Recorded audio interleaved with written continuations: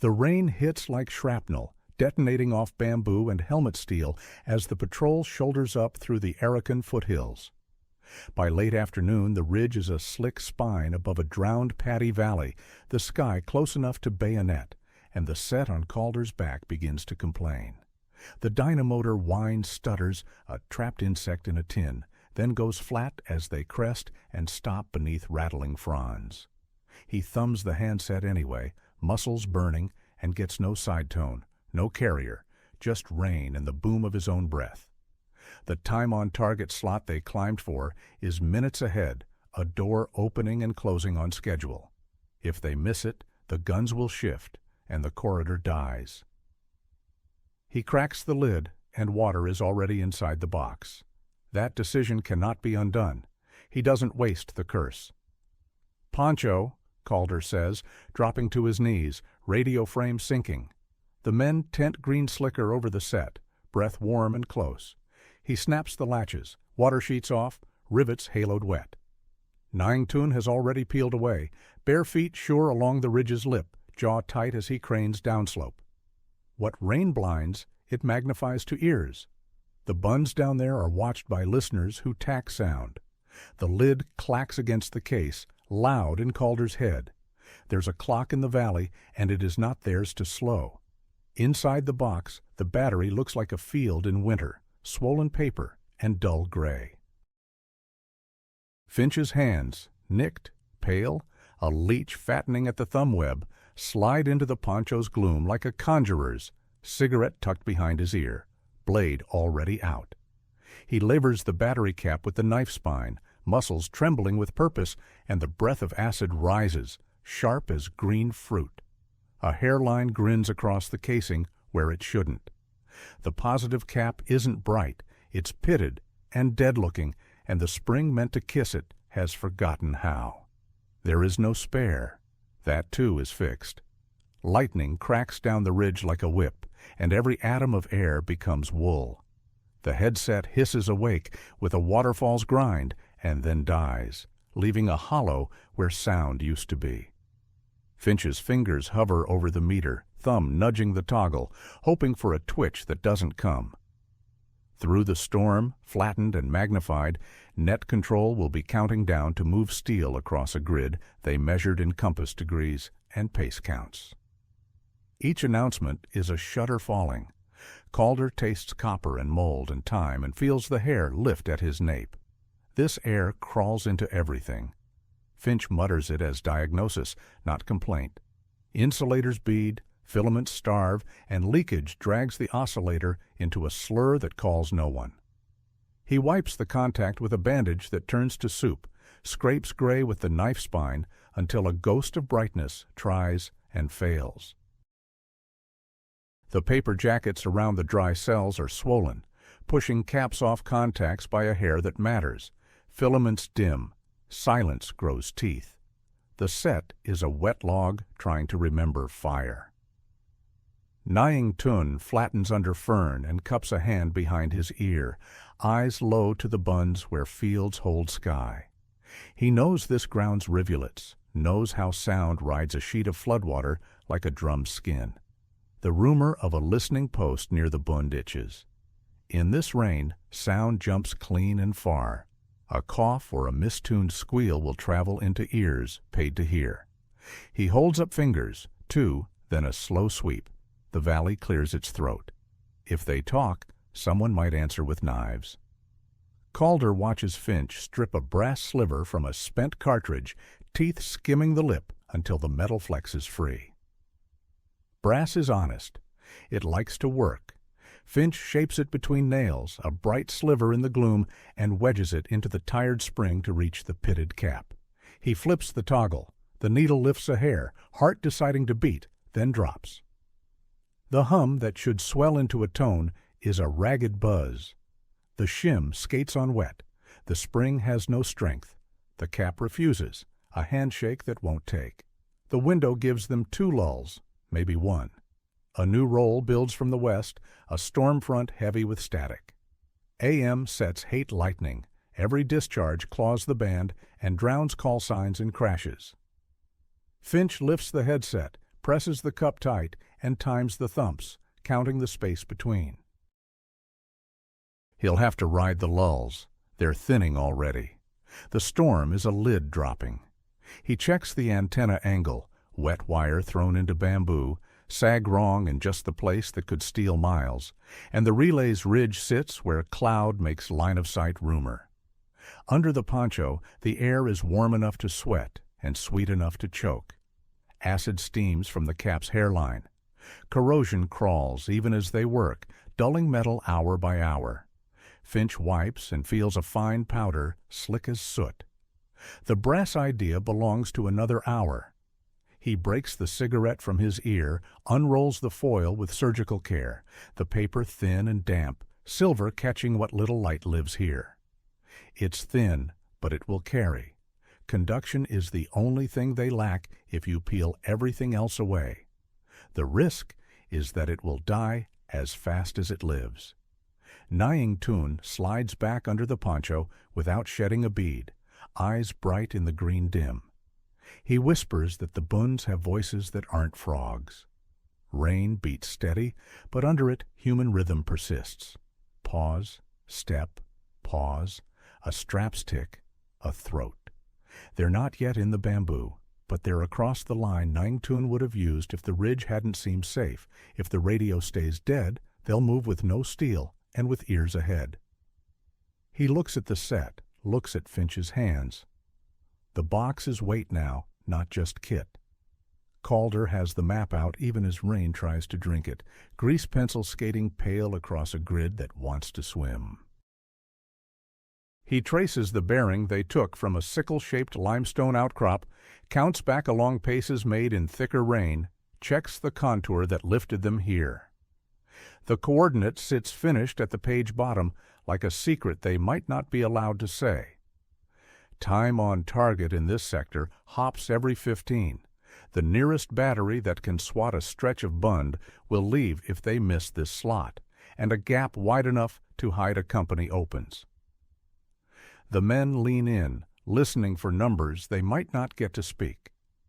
Finch scrubs the cap until a crescent of honest metal shows and acid needles his nose. He tears foil thin as a vein, folds it, then folds it again, too thin and too brave both. Then again. He presses the silver to the cap and feels it cling with surface tension. Water and hope, making it feel right for a beat. He tests the spring. It misses by a hair. He thinks of the mess-tin strap, waxed canvas with a buckle he can haul until it groans, then glances at Calder because somewhere a human must become a clamp and stay one while lightning empties the sky. Thunder speaks closer, rolling along the ridge like a convoy. The headset gives fat static, and flickers of speech mashed to mush. Finch watches for a twitch, sees none. The dynamotor wants to chatter, but only hums like a throat too wet to sing. Men on the far ridge are hearing the net. The silence around this box grows loud. Each second now says something ugly, and none take it back. Calder listens to weather and to the valley voices. Nying Tun brings them, options closing like a fist. To move is to stumble into a fan of listening. To wait yields dusk to dark and jungle that eats men who still think in daylight. To call wrong is to drop rounds on a farmer's roof. He meets Finch's eyes in the close heat and sees them already narrowed to a problem small enough to trap under a thumb. The foil winks, the strap coils, the spring is a tired mouth that needs teeth. If they make this work, someone won't have hands for a rifle while boots are on the bund. The rain pools now, a skin in low places. The antenna wire twitches as bamboo bows to wind, angles shifting by degrees that matter to radios and to fate. Finch fishes a little bottle from his pocket, alcohol for lenses and hope for circuits, and eyes the crack again. Vapor takes and takes. They can't stop it, only outrun. He dabs the cap, lays the foil tongue across it, presses with his thumb. The feel through metal is a hum he might be inventing, the set alive enough to resent this weather. He checks the filament supply, touches the lead to ensure it hasn't corroded off. It squelches, but holds. The leak is everywhere else. Nying Tun draws a line with his fingertip in mud under the poncho where he heard sound. The boots are Japanese, not irregular, from the way pause comes before step. Soldiers count in their soles. Long bayonets on short rifles hang with a particular balance. Beads of rain fall when a man angles to listen. If one stops, all stop and learn to hear. His face stays calm because it must. His back runs with sweat in the heat under plastic. Calder hooks the mess tin strap under the set frame and tests the buckle, feeling the teeth bite and slip. He runs distance math, the feet to the bund, the quarter-hour window, the seconds a message needs to carry call sign, auth trigram, coordinate block, and time on target into the net. He can make 20 seconds an hour if he has to, but only if the line is clean and if he rides between thunder. He says none of it. It's in the angle of his head when he draws breath. Finch nods and feeds the strap through, quick, wet clicks. He lays foil on the cleaned cap, eyes the spring, the lip, the pressing place. His hands shake, not from fear he can name, but from holding small things, careful in rain. He draws the strap tight. The set hums into his teeth. The foil slides a fraction. The hum dies as if someone misremembered a tune. He loosens, breathes, tightens again. This will need more than a strap. It will need skin that doesn't flinch when thunder jumps the world. He looks at his thumb. The leech clings, and he ignores it. A long flash rolls the jungle in light and leaves shine like oil. The net spits a clean syllable between crashes, clipped, probably the relay up on the higher ridge asking who can hear. Finch's smile appears and goes as static swallows it. He leans in, cup hard to ear, skin bleaching around the rim. There's a slot in this storm where language lives. It's small. It's moving. Calder looks downslope where the sound of boots gains direction and intent. Night will pull fog from the paddies and drape it in the gullies like wool. He wants to be inside it with men behind him and steel falling where he said. That's still possible. He thought the set would be a formality, a box ticked on time for once. The forest has reminded him what plans look like after an hour. He unslings his rifle, sets it within reach, then presses both hands to the set side, fingers splayed like a man testing a door for heat. The strap crosses the battery like a tongue. Wind knifes under the poncho. The foil lifts and settles. His jaw goes hard by itself. Out in the valley, a gust prowls the paddies, flattening leaves into green and silver shivers. The Japanese move on a slant, bayonets beaded, ferns on heads, voices low and patient. They don't hurry until they must. The bunds throw their sound uphill like stones skipping a pond. It all feels inevitable if you wish you were on the other ridge. Under the poncho they smell of wet wool, oil, and fear they'd deny. Finch nudges the foil once more, and the pitted gray underneath looks back like an eye. Calder threads strap and cinches until leather moans. The spring dips, foil kisses cap, all the improvisation resolves into a single sense. Pressure. Cost comes in a simple form. Pain. Finch clicks the toggle and watches the needle. A twitch, a sink, another small lift. He times his hand with thunder. He'll do it again. He'll do it until skin opens. Rainwater falls off the poncho now, pooling at the edge, leaking through the lid seam in a line that would drown a lesser machine. The dynamotor coughs, clears, tries to spin. The headset squeals and then smooths into a fine burr that could pass for music if you were lonely. Finch leans away, looks at Calder. Agreement passes without words. If they do this, they do it now. If they miss the day. He thinks of the authentication trigram he must give, 3 letters that mean they are themselves, and the clean double-click he loves like a private joke. Down on the bund, the patrol stops. Nying Tun hears the halt, points with breath alone. A rain cloak rustles, a load is tightened. close enough to smell if you knew their soap. Sound on water lies and tells the truth. It carries warning and comfort in the same thread. There's a space now where men below are listening, and in that space any squeal writes a map. Calder hears the same fact in a different key. Silence is betrayal when seconds cut the air. The artillery slot feels like a door closing on his hand. Everything narrows.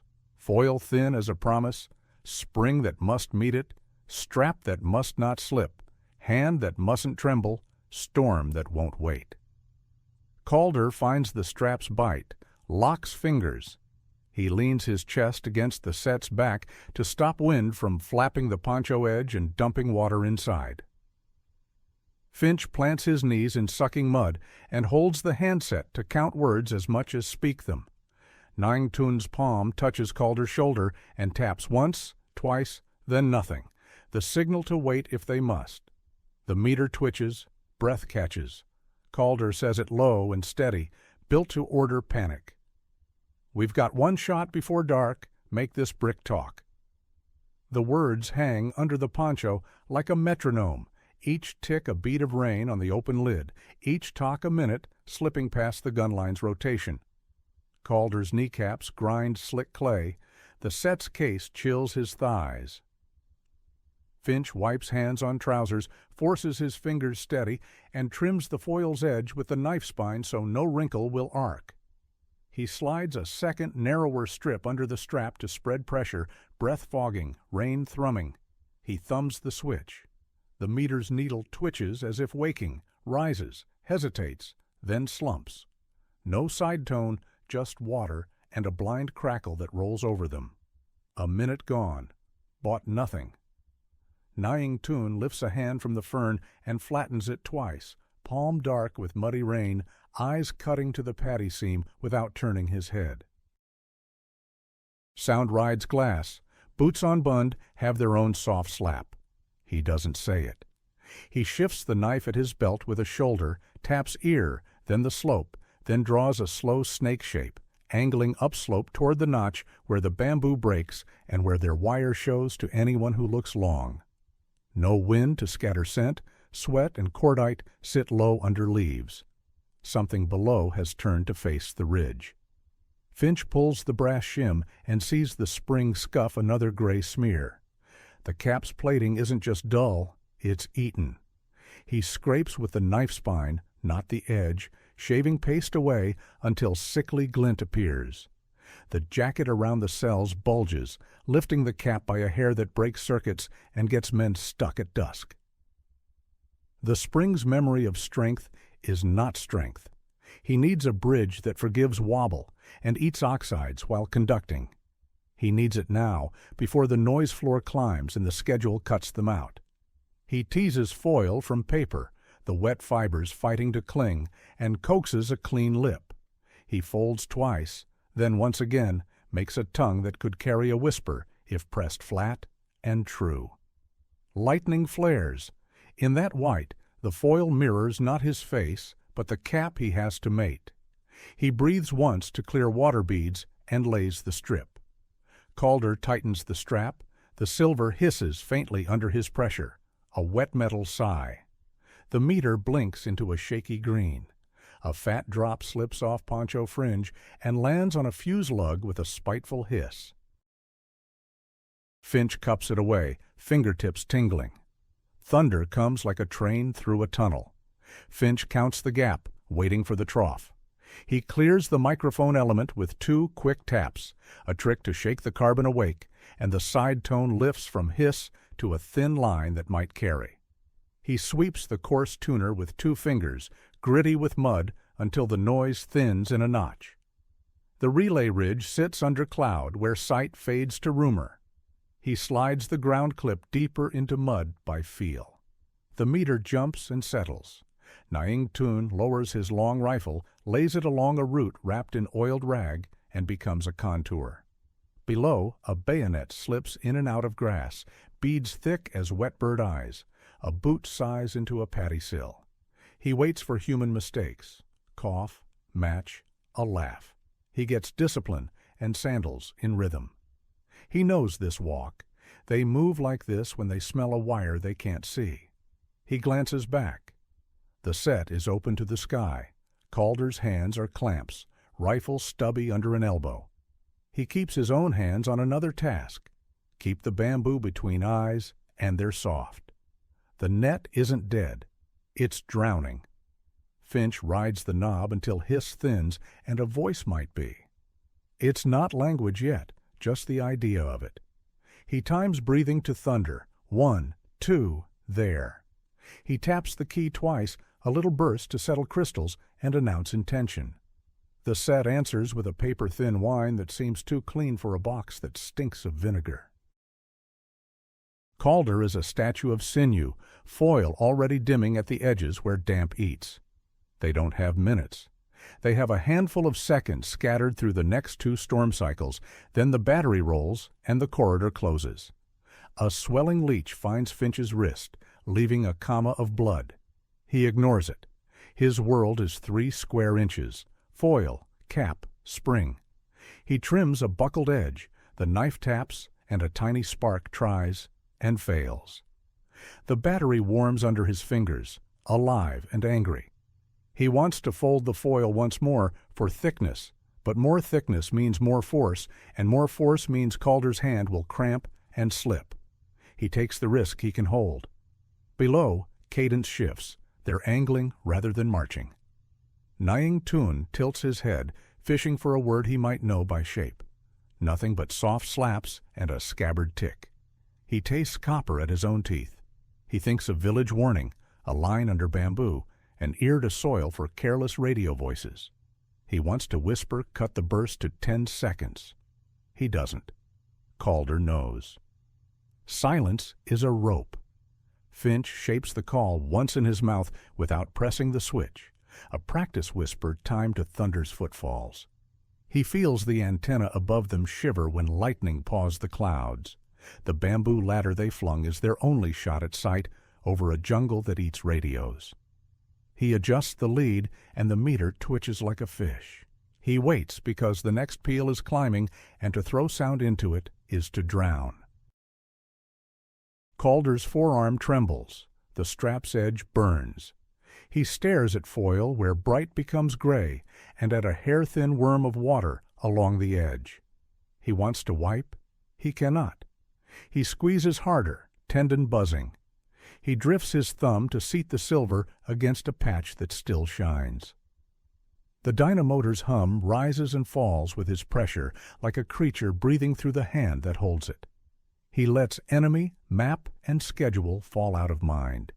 He thinks only of force and the noise sky makes trying to erase all else. Thunder rolls over them and pauses, deciding. Finch nods once. He taps the key.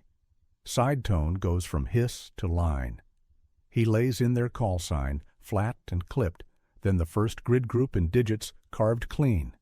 He keeps his voice narrow, made small for the ridge, and rides the trough. The needle leans, wavers as a weak cell shrugs. He stops, waits as the baritone returns, and cuts clean rather than smear noise into the bund. A static crash swallows the end, and he breaks mid-group, cursing himself for almost pushing through. That would right their ridge in sound. The battery's smell is now more than acid. Heat lifts from inside. He looks to the foil edge. Tarnish blooms where breath and rain conspire. The nearest corner frays. The rest of the cigarette sleeve is creased, full of defects. This bridge is single use. From the bund, a whisper. 3 syllables. Listen. The ridge breathes with them. Nying Tun steadies his palm on the earth. A fern dumps a sleeve of water into his cuff and shocks clarity back. The next step below lands higher. They're bending toward the notch where their wire sits. One look up, and a man could see a straight line in jungle's tangle. Nying Tun shifts a leaf over the wire's loop with 2 fingers, breath held, and makes the sound of not moving. Finch goes back into the open lull, clipped call sign again, the group he cut, then time on target, 15 ahead, a number that buys dark in one corridor only. His mouth tastes of metal. The tone is clean enough to believe someone up there could catch their ribbon through this weather. He finishes with the trigram, 3 letters that prove a name under a storm full of liars, and releases the switch. Silence returns like a door shutting. He listens for 2 clicks that say, yes, a readback if gods are kind, nothing if the valley eats voices for breakfast. Calder doesn't breathe.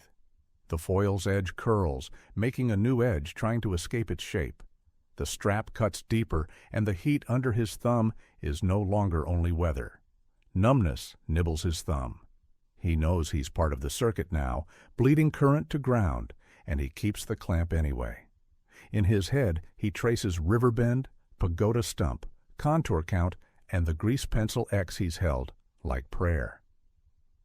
If the guns don't walk that valley then, they'll still be here when the moon slides a gap in cloud, and men with headlamps will make their own weather. The headset sings Hiss. Finch moves the dial a hair and hears the storm rearrange furniture. There, a click, then a second. Too neat for rain. Somewhere upridge a bored operator in a dry tarp hut is tapping back. The click is faint enough to feel more than hear.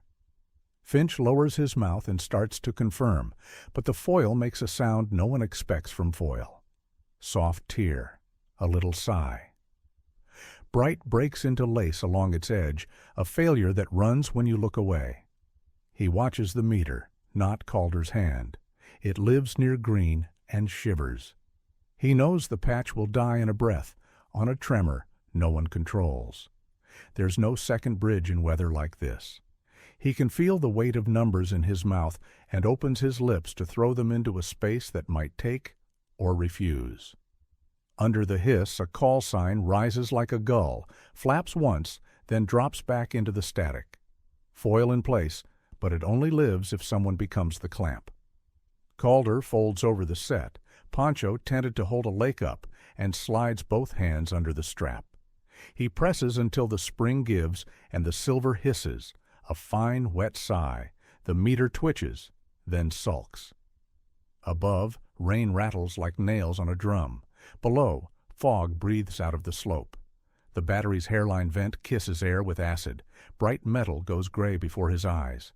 Finch mashes the cup to one ear, the other open to the world, and flicks transmit hunting for sidetone. Nothing. Then a mosquito whine, there and gone as thunder folds over itself. He scrapes the cap once more to clean the last smear. Steel shines like a coin under water.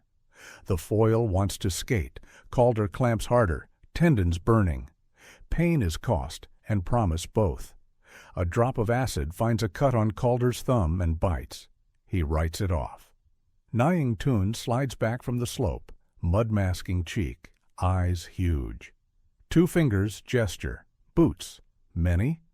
Below the bamboo, past the bund, a line of helmets ghost through the wet, bayonets bright as dragonfly wings. He taps ear, points at valley. Anything above a hush rides straight to the listening post rumor has planted. If they light the band wrong, they'll pull eyes up the ridge. Calder breathes through clenched teeth, swallowing the nod he wants to give. They don't have root left to steal. There's no room to wait for the next 15-minute shift. The gun line walks every quarter hour. Miss and the fog will harden in the saddle. He presses, becomes a machine part, and Finch reads his eyes. Go in the trough or don't go at all. Lightning forks a valley away, white first, then the slow roll that eats the band. Finch counts like they taught him, mouth closed, fingers feeling the tremble in air. He slides his hand to the transmit and holds. The moment dips quiet, and he lets the call into it, no ornament. Hendricks Net, this is... The call sign burns clean. Grid follows. Digits ride the narrow line between peals. He throws them like beads, flat and steady. 3 more groups, and the sky is already rounding back. The foil creases where Calder's pressure shifts with breath. The spring longs for moisture and the easy path. He adjusts a fraction, muscle whining, tremor trying to climb his arm. His jaw locks. The cap's crack whispers a new ghost of acid. Gray dulls in front of him even as current runs. If he lets go, that's the last clean breath from this set tonight. If he holds, his grip may fail on its own. He chooses the damage he owns. Below, the bund patrol goes still. A listening pause, louder than walking. The bund pours sound like a chute, and rain can't erase a squeal if it happens. Nang Tun leaves a leech to bloat rather than flick it. Any shake of bamboo is a bell. He counts 17 thunder beats to the next flash. If steel arrives, those men will be erased. If not, they will be in this bamboo as fog rises. Finch keeps one eye on the meter, a bead of water trembling on its face like a lens. The needle twitches, sags, then flicks back, their range swelling and shrinking with each wet breeze. He speaks the second group, digits placed, rain hammering Poncho like static. He pictures the relay in a tight tarp on a better ridge, antenna hung clean, an operator with dry fingers and patience. Calder lets the antenna lay where it's thrown, hummed into bamboo, angle guessed in rain. The relay is marginal. A wind shift will wobble their cone. A gust licks through combs, leaves flatten and pop like fish scales. The wire sings. He feels it buzz through the case. He twists his wrist a degree, damping it. Buzz is waste. It is a flag to the bund. Static claws the band. Lightning too near shoves noise into their ears. Finch waits out the train. The trick is not filling silence. It's dropping words where the storm forgets itself. He hears a tale of their relay's call sign, a shape his brain wants to trust. He risks it. Time on target, 1720. Repeat, 1720. Those numbers are the spine. Miss and the battery walks elsewhere for 2 hours. The trough holds a heartbeat longer. He keeps it spare. On the bund, a bayonet dips and rises. Patrol moves again, slower, listening with their feet. Nang Tun pinches mud until cold wakes him, watches ripples vanish, and resists the urge to whisper them farther upslope. Tracks in paddy will be full of rain by dawn. Only the noise of wrong choices will linger. If the guns speak, the bund will slap their light flat. If they don't, the ridge will grow knives. Calder's left thumb knots with a flame of pain into his palm. He shifts weight to the right.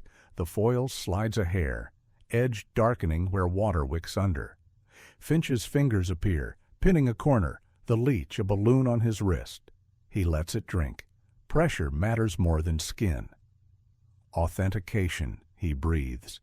He lays in the day's trigram, clipped and final. If net control knows them, clicks will come. If not, the next noise may be a whistle from below. Hiss. Then a tooth of sound, too neat to be rain.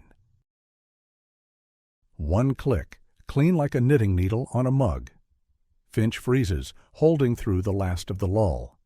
A second click kisses the first, with a flake of voice that could be their suffix or wishful thinking. He doesn't ask if Calder heard it. Asking costs seconds. He reads back the trigram, repeats the groups once with a check digit to kill ghosts. He bites back, say again. Protocol wants them gone now. Something gives under Calder's hands. Not foil, not strap. A muscle he'd been holding like a hillside slips. He resets without air, shoulders hunched to shelter the open throat. The dynamotor's shiver goes into his bones. Water crawls where water wants. Leads drink it in millionth amp thieves. He bites the inside of his cheek until iron steadies him. The acid has raised a white welt where it kissed his thumb. Feeling stutters and dims. A third click ghosts through, 2 for ack, 1 small question mark. Finch hears it and shows teeth without moving his jaw. Read back correct, he whispers, to shape the moment for himself. The bamboo lifts and the antenna angle wobbles. The relay's consonants rise, split, join. He takes the last breath the lull allows. Out. He drops the key, and in the same motion Calder squeezes harder, keeping contact alive a beat longer in case someone on a higher ridge asks something impossible. On the bund, someone shouts a word in 3 rain-cut pieces. Figures break and flatten. Down valley, a relay operator reaches for a switch or yells to a runner or knocks a pencil twice on a desk and grabs his line. The battery's wall clock is chewing seconds. Their battery shifts at 17:30, unless nudged. They need 3 minutes early or 15 late. They chose early when they spoke. Silence thickens in the Poncho cave. 3 men, 1 box. No siren tells them it worked. No light. The only sign is the headset's hiss, lighter by a hair, as if rain falls softer 2 ridges away. Calder eases his right palm a fraction, and the foil edge crumbles to ash against his skin. Done. No second fix. He invites the strap to take the bite and slides his left hand to hook the cap's lip tighter to the spring, holding not for signal now, but out of a gambler's superstition against letting go too soon. Nying Tun sees the first burst and wants to call it lightning because the night is already a bowl of it. But lightning doesn't come with a belly roar from ground level. The first shell opens past the far bund, a white rose that slaps mud and water flat. The concussion drives rain sideways. Bamboo above shakes like it has birds. Figures on the bund become parts. The slope shivers under him, alive. Calder feels the blast through the case before his ears report it. Metal speaks it into tendon. He relaxes a shade. His fingers remember they were hands. Finch doesn't watch the first flower. He starts breaking down, wire off the comb with a twist, cap jammed to ride bumps, lid swung down with a bite that will take skin if you're slow. He wicks water off the map with his face rather than palm. Hands are busy buying seconds. The next round chews the bund head on. No pause for thunder to own it. White. Then a shock that climbs the ridge and rattles calms like a million dry rattles. The net had their numbers. The guns are on slot. Finch hears the third shell like an answered question. The battery will walk its fire along plotted line, lay flares of steel into the corridor, then quit when a different map calls. The window they begged for opens thin and short. On the bund, voices pitch up into that tone people use when plans vanish. Nying Tun turns his hand twice without looking back. Move. He slides backward into his known seam, root to root, counting clumps of bamboo by the spacing he grew up under. Mud makes bargains under his feet. He pays exact. He trusts the men under Poncho to read his hand's language. The acid's taste lives in his nose now. The night will carry it. Calder peels his hands away like he's disarming a trigger, centimeters at a time, fingers still clamping air before he lets them be hands again. The foil patch under the lid is bruise-colored lace, edges eaten into little rivers by current and rain. He closes the lid. It snags the silver with a sigh, like a cigarette put out. He buckles the strap over and hauls the radio against his chest. The weight no longer a promise, just wait. He tucks the handset. He doesn't say anything bright. Luck hates speeches. Finch coils the antenna as he always does and hooks it under Calder's webbing. He palms the case once, an old thanks he doesn't believe in, and does anyway. The leech on his wrist is a plum. He rolls it off with a thumb, not a flick, and leaves a thin bloodline on a leaf. The flash-to-crash count changes. Either the storm's heart has moved or the guns have taken the room thunder used to own. He checks the headset once more. Nothing to hear now but rain and a far bass line that says more shells are walking somewhere else. They move. No signal for relief, only weight shifting to keep boots from squealing on cut grass. Bamboo fingers their shoulders and let them through. Leaves slap wet against webbing. The ridge is a line on a map. In the dark, it's a string of slick steps and wrong seams that dump you into cuts. They take the seam Nying Tun picked in daylight, a kink around a swollen root, a slide where leeches pile, a crouch under a split column that rasps on webbing if you're careless by a finger. The artillery's notes roll up valley like another storm, each burst echoing off knuckled hills until the hills answer. Calder counts the timing and hears brackets at the far paddy edge. Their corridor is being burned into shape. 7 minutes and the line will shift. There is no later if they don't beat this clock. He keeps the radio's lid turned away from weather by habit. Habits keep men alive after luck leaves. Behind them, the set rides silent, meter dead. Finch thinks of the brass sliver in the mud, the cigarette sleeve skinned bare, the knife spine polishing truth out of rot. The foil under the lid is already going from silver to tar. By morning, it will be gone to air. He doesn't smile at the idea of guns moved by tobacco skin. He steps. Nying Tun halts them with a low palm. 2 silhouettes drift from a side gully, not on bund now, but combing the first bench, brooming for bodies. The next burst masks their pause. He counts the roll, then slips them over a ribbon of open ground as wide as a stride. The step is a dance he learned with cattle, weight low, eyes soft, no pry that pops a boot. Finch sees only heel and trusts heel's memory. They drop into a shallow ravine where fog collects milky and cool, swallowing noise and skin and turning men to shapes. The radio's corners press Calder's ribs and a treacherous thought flashes. Leave it under a log. He doesn't. He has learned to carry dead weight until it teaches something. He steps around a root, sinks to the ankle, pulls without sound, breath even. The leeches find them again. Tiny mouths test heat. A final ripple runs like a zipper along the far paddy, light walking the bund and sawing through bamboo, leaving a single stick humming at ear height. Then the battery steps down by orders elsewhere, thunderbeds back in. The valley resumes its old conversation of water, frogs, and men's lungs. The window is closing as they slide into a cut under the ridge's scab and go for the safer dark. Finch looks back once and sees only rain. Good. They belly along a damp shelf slick with silver worms. The path is something Nying Tun knows by a fungus smell that lives on a particular stump. He stops at it, palm on its cool, and angles left, away from a gully that will ring if a rock drops. Everything is potential noise. Noise is a line other men can write along to your back.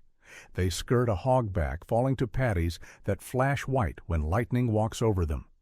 Enemy voices scatter, wires cut by steel, or men regrouping. Nying Tun keeps them off the little ravines that throw sound like horns. He wipes rain off bamboo with his palm rather than shake leaves. He can't hear his own heart. The last quiver of guns is still in his bones.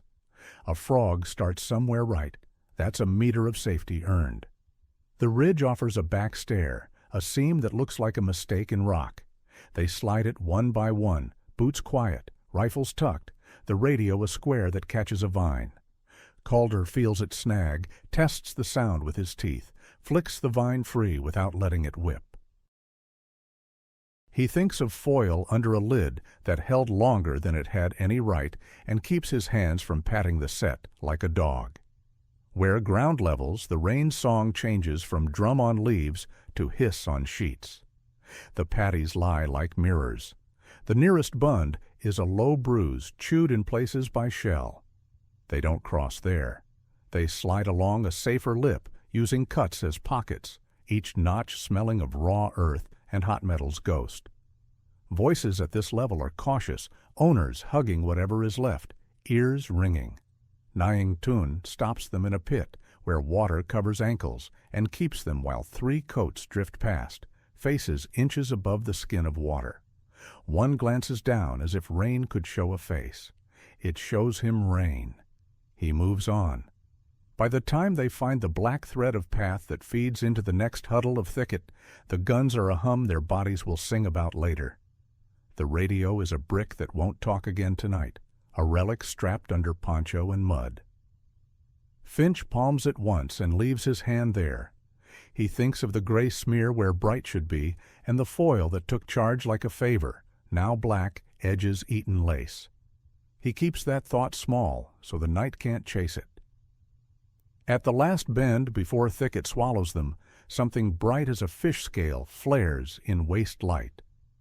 Calder lets the poncho drop enough to peer into the lid seam. A crease of cigarette foil clings to the corroded cap, a crooked crescent that gleams once and goes dark when the poncho falls. Rain hisses on leaves and on paddy and on helmets. Nying Tun angles them left into the scrub, counting 3 breaths to the next crash. Then they go.